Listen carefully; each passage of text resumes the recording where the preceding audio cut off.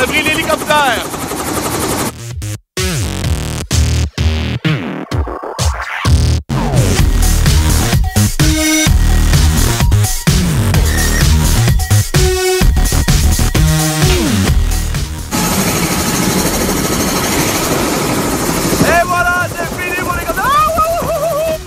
Bonjour à tous, j'espère que vous avez eu une super belle semaine.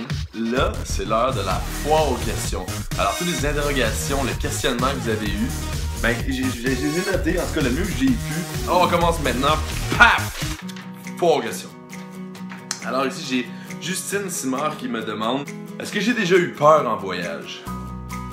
Est-ce que j'ai déjà eu peur? Oui, il y a des moments, c'est sûr que t'es moins confiant, t'arrives dans des endroits que t'es complètement déboussolé. Une fois, je suis arrivé au El Salvador, à San Salvador, qui est une ville qui brasse quand même en plein milieu de la nuit dans un quartier un peu weird. Puis il a fallu que je marche pendant plusieurs kilomètres pour trouver un taxi, passer me trouver un hôtel ou un hostel, je me souviens même plus. Mais je me souviens que ce moment-là, c'était un des seuls moments que j'ai vécu l'espèce de sentiment de peur. Finalement, tout a fini par bien aller. Je suis arrivé à l'hostel. Puis le lendemain, je me suis réveillé, puis je me suis promené dans la ville, très belle ville, vraiment cool. Mais à ce moment-là, j'ai eu peur. Alors, oui, ça m'arrive une fois de temps en temps d'avoir peur, c'est sûr et certain. Je pense que ça arrive à tout le monde. Une question qui revient aussi souvent, c'est: est-ce que je planifie les voyages longtemps à l'avance? En fait, la réponse c'est non, mais complètement non. Tu sais, la seule chose que je vais planifier parce qu'il faut la planifier, ben, c'est de booker un vol d'avion qui t'amène à quelque part. Après ça, c'est free for all, c'est vraiment au gré du vent, comme je l'ai dit souvent dans les clips. On rencontre quelqu'un, tu prends un verre, quelqu'un dit: faut pas que tu manques ça, mais puis fait que ton itinéraire que tu t'étais donné, ou à peu près, ou tu avais une idée des spots incroyables que tu voulais visiter, mais finalement ça change tout le temps. C'est important d'être bien ouvert au changement, puis d'être proactif, d'aller parler aux gens, d'aller parler à la table, d'aller parler aux gens de la place. Ils vont te dire des trucs que des meilleurs livres ne pourront pas te révéler. Alors c'est important d'être proactif. Soyons proactifs. Moment marquant du dernier voyage, j'ai eu Samantha Leblanc qui le demande. Moment marquant, il y a eu plein de bons moments. J'ai beaucoup aimé construire le bateau. Finalement ça n'a pas fonctionné, mais c'était juste plaisant de le faire puis de nous voir couler, puis de voir que ça fonctionnait pas, parce que ça fonctionne pas tout le temps. Mais j'ai beaucoup aimé le Moyen-Orient parce qu'avec toute la mauvaise presse que le Moyen-Orient a en ce moment, ben c'était cool de voir qu'il y a des pays qui sont, contrairement à ce qu'on peut entendre, vraiment agréables. Une population locale qui est complètement ahurissante, qui veulent ton aide, qui veulent te montrer leur endroit merveilleux, leur pays qui tiennent à cœur. Salam. Salam alaikum. Salam alaikum, shukran. Alors, Oman, les Émirats Arabes Unis, mais surtout Oman qui a été vraiment un coup de cœur. Alors pour moi, ça a été peut-être le point marquant de ce voyage-là, d'arriver dans un endroit où j'étais déboussolé. J'ai Noémie Guimond qui demande mon endroit préféré dans le monde. Ça, c'est probablement la question la plus difficile à répondre parce que chaque voyage est différent, puis ça va surtout dépendre des rencontres que tu vas faire sur le chemin, des amis que tu vas rencontrer. Alors, mon endroit préféré, normalement, ma première réponse, ça va être les Philippines.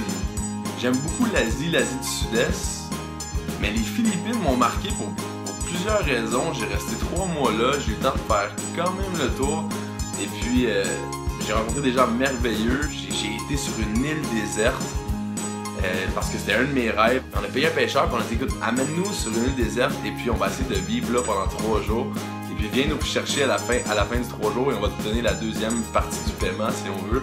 Alors on était vraiment comme des Robinson Crusoe sur cette île-là, fait que je réalisais un petit rêve, un truc que j'avais envie de faire depuis longtemps, à mettre nos hamacs, puis en tout cas il y a eu une tempête, mais c'était vraiment le fun. Fait que j'ai comme ce moment-là des Philippines qui a été vraiment cool. Tu peux faire du surf, des montagnes, de la plage, tu peux faire la moto un peu partout, les moyens de transport sont juste incroyables. Tu vas sur le toit des vieux Jeeps modifiés de l'armée.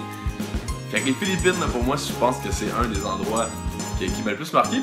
Fait que oui, il y a des voyages qui sont restés marquants pour les personnes que tu as rencontrées, les amis que tu t'es fait, puis je le dis puis je me répète, mais c'est tellement ça pour moi.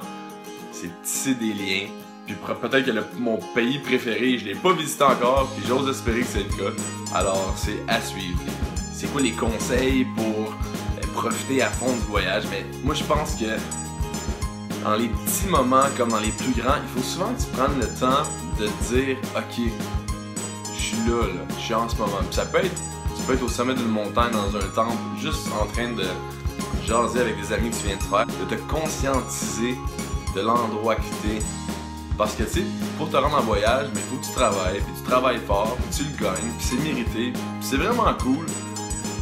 Fait que se conscientiser des petits moments comme des plus grands, je pense que c'est le meilleur truc que tu peux avoir pour vraiment profiter du moment présent. Puis d'écouter de la musique aussi dans des moments qui sont un peu plus intenses, d'écouter une musique que t'aimes. Alors quand tu vas revenir, cette musique-là, tu vas la remettre, tu vas l'écouter, ça va carrément te téléporter au moment que tu vivais au préalable.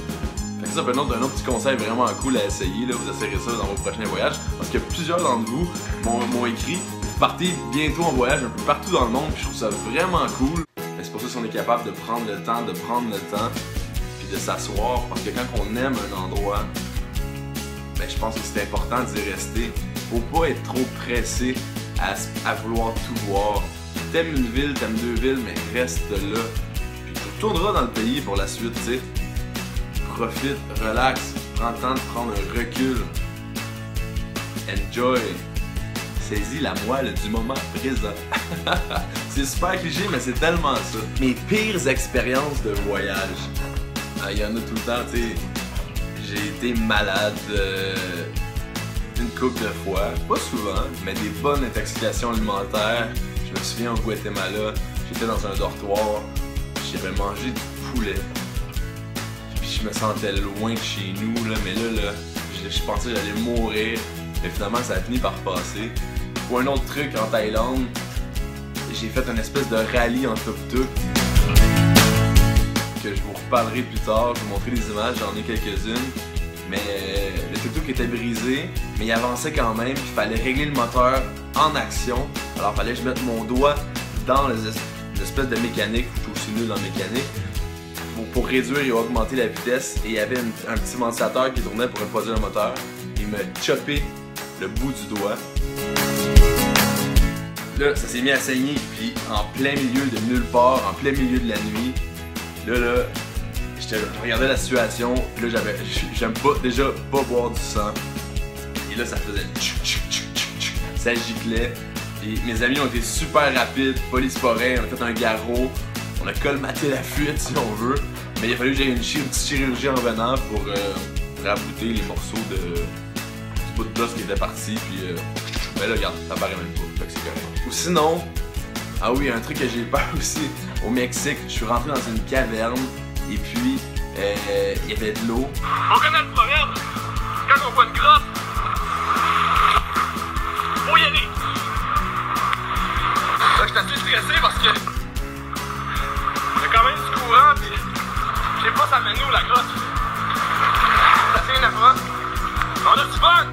Normalement, tu fais juste de l'apnée en surface, mais là, il y avait des plongeurs qui allaient et puis qui respiraient. Fait en respirant dans la grotte qui était immergée, mais ça faisait des poches d'air. Puis moi, avec mon simple tuba, j'ai décidé d'avancer pour essayer de les suivre dans les poches d'air. Je trouvais des poches d'air que je voyais, j'allais respirer avec mon tuba. Je m'enfonçais dans la grotte qui était dans l'eau. Puis des fois, il y avait même pas assez de place pour respirer. Fait que j'arrivais avec le tuba puis j'étais pas capable. Fait qu'à un moment donné, je me suis rendu compte que c'était ridicule, qu'il était temps que je m'en retourne, puis j'étais attendu, puis je suis pas supposé m'en aller dans une espèce de grotte submergée. Fait que j'ai eu un petit peu peur. Mais c'est tout le temps un risque calculé, mais des fois, faut pas trop être téméraire. Faut savoir quand s'arrêter. Puis je pense que le meilleur des conseils en voyage, peu importe si c'est sécurité ou de profiter du moment présent, c'est d'écouter ta petite voix intérieure, c'est d'écouter tes instincts. Parce que tes instincts ne te trompent pas.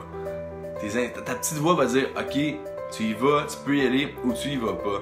Faut pas que tu aies peur de l'écouter, que tu sois seul ou accompagné, tu arrives dans des situations, puis il va en avoir des situations qui sont des situations peu orthodoxes, puis là tu vas te dire, ah, je me sens pas bien de faire ça, mais écoutez cette voix-là, c'est ce qui est le plus important et ça ne trompe pas. Alors j'espère avoir répondu à la grande majorité de vos questions, sinon ben, il va y avoir une deuxième FAQ plus tard. Nous, on se retrouve dans 2 semaines dû à mon horaire chargé au travail et je vais vous dire avec qui je vais faire des collaborations, vous allez voir, vous êtes assez surpris. Et puis je vais faire un montage de mes meilleurs moments de voyage. Ça va être assez cool, dans des temples secrets, en haut des montagnes, dans des cavernes, un petit peu partout dans le monde. Vous allez voir, vous allez vraiment aimer ça. Écoutez, vous avez la vidéo, n'hésitez pas à le partager, à m'écrire, à commenter. Et puis n'oubliez pas de vous abonner en cliquant sur s'abonner. Puis on se retrouve dans 2 semaines. Ciao! N'oubliez pas de me suivre sur Instagram à Guillaume sans destination et maintenant sur Snapchat à GuiDT11.